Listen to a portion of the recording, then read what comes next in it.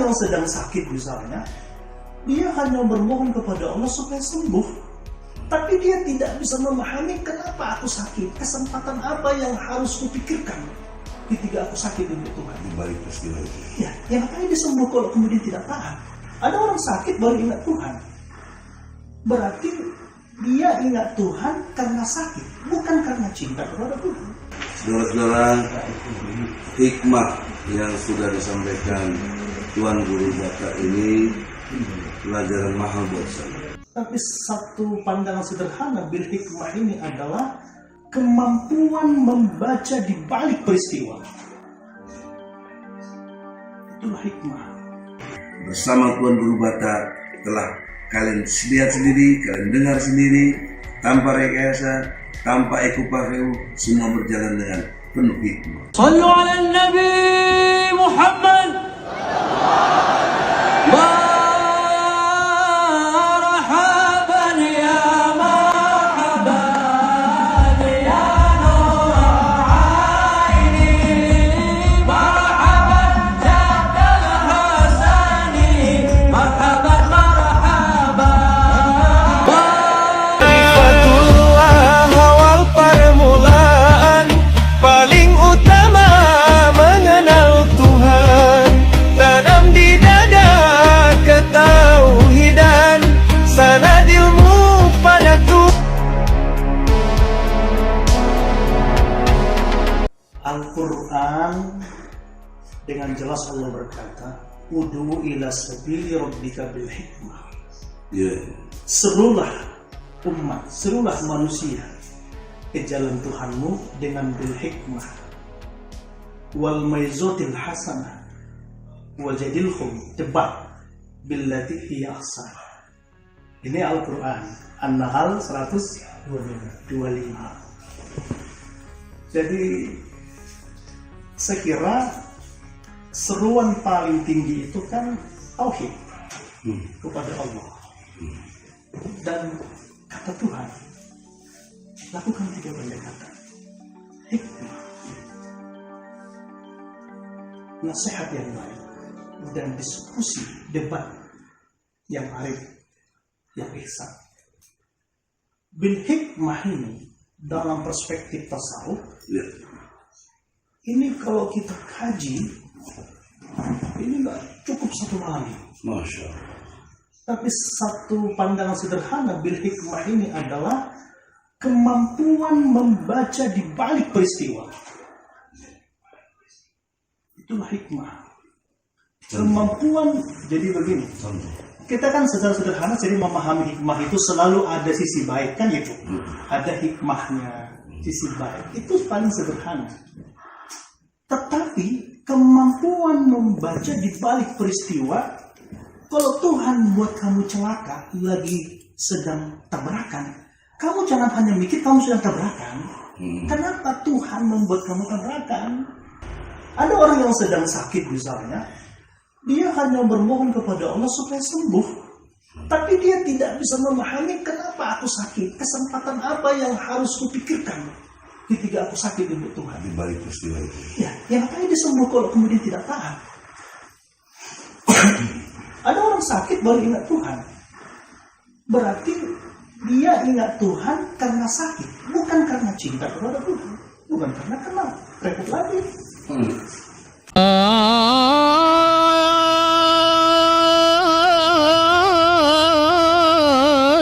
Suluk dan berkhalwat ia dirikan.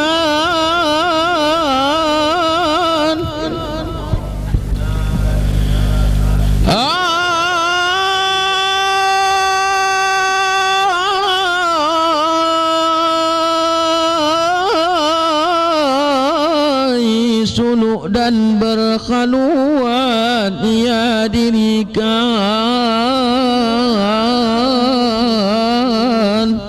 Guru yang membimbing zikir itu namanya mursyid tarekat. Tarekat artinya jalan. Maka datang belajar zikir kepada Tuan Guru Sa'ban Raja Guguk TGB, Tuan Guru Batak. Mursyid tarekat Naksabandia. Mudah-mudahan kita mendapatkan keberkahan ilmu dan zikir beliau. Dengan Tuan Guru Syekh Sa'ban Raja Guguk Mursyid Tarekat Naksabandia, saya cium tangan beliau. Beliau mau mencium tangan saya, berebut-rebut kan hampir mana aja. Padahal beliau doktor, Tuan Guru, rendah hati.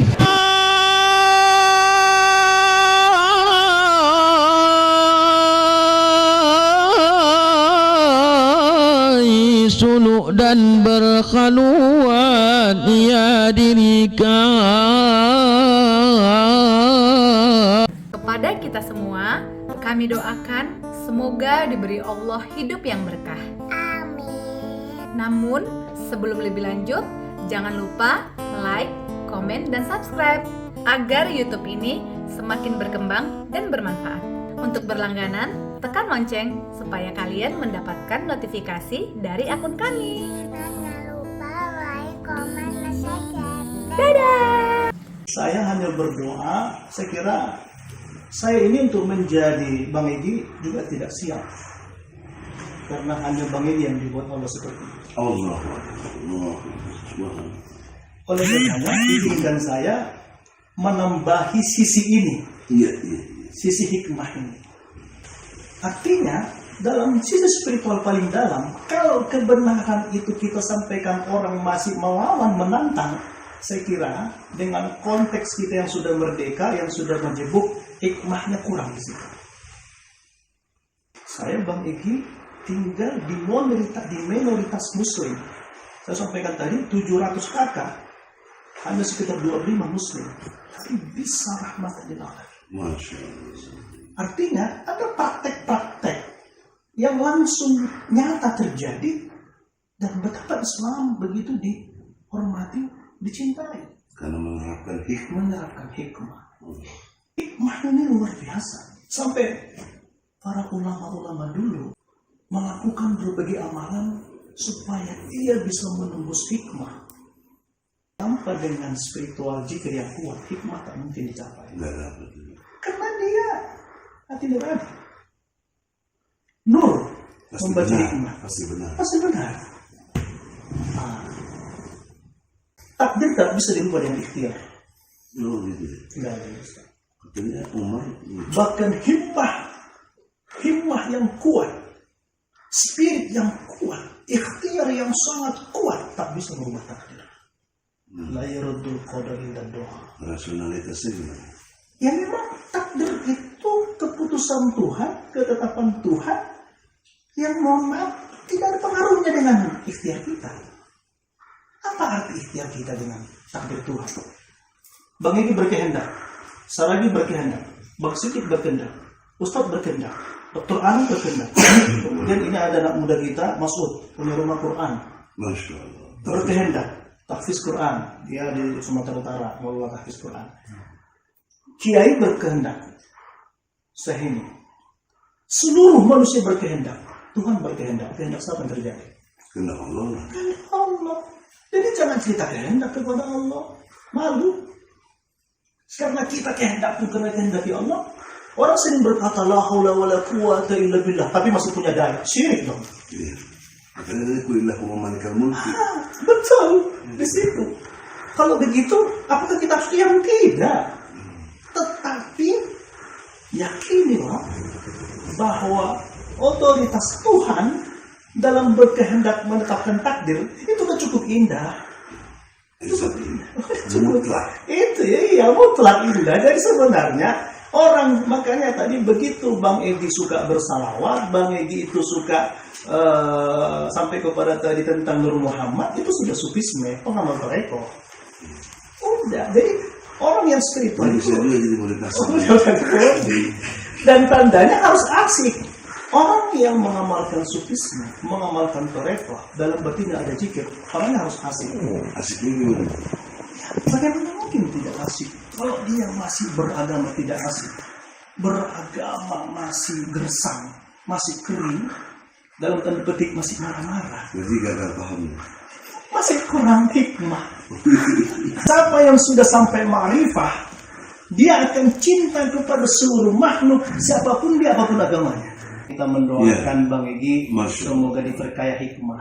Insya Allah, amin ya Allah.